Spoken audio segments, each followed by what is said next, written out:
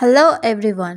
তো এখন আমার দিনটা একটু কষ্টের চলছে, কারণ বাড়িতে মা নেই। মা এখন কদিন পরে আসবে। সো তার জন্য আমাদেরকে নিজেদের কাজ নিজেকেই করতে হচ্ছে, এবং সবার প্রতি এক একটা দায়িত্ব আছে যে এইটা করবে ওইটা করবে। এবং আজকে আমার উপর দায়িত্ব ছিল আমাকে বাজার করে আনতে হবে। সো সেই জন্য আমি চলে গেলাম মাছ আনতে তো গেছিলাম লোটে মাছ, কিন্তু তখন ছিল না, কারণ এতটাই বেলা হয়ে গেছিলো। তাই আমুদি মাছ পেলাম, ওটাই নিয়ে চলে এলাম। সো এসে দেখি আমার একটা পার্সেল এসছে, এবং আমি তার সাথে কিছু চিকেনও নিয়ে এসেছি কিমা করে, কারণ রাতে বলেছিল তড়কা হবে, আর তড়কা তো আমি খাই না, ওই জন্য নিজের জন্য চিকেন স্যান্ডউইচ করব ভেবেই এনেছিলাম। তারপরে সন্ধে হলো আর আমার মুড সুইং হতে শুরু করে দিল যে মোমো খাবো, ফিশ ফিঙ্গার খাবো।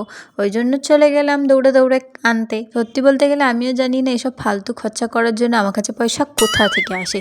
ওই মা একটু দেয়, বাবা একটু দেয়, এরমভাবেই আমার কাছে পয়সাগুলো জমে জমেই একেবারে আমি খরচা করতে যাই। সো চলো, দেখা হবে নেক্সট ভিডিওতে। ওকে, বাই বাই।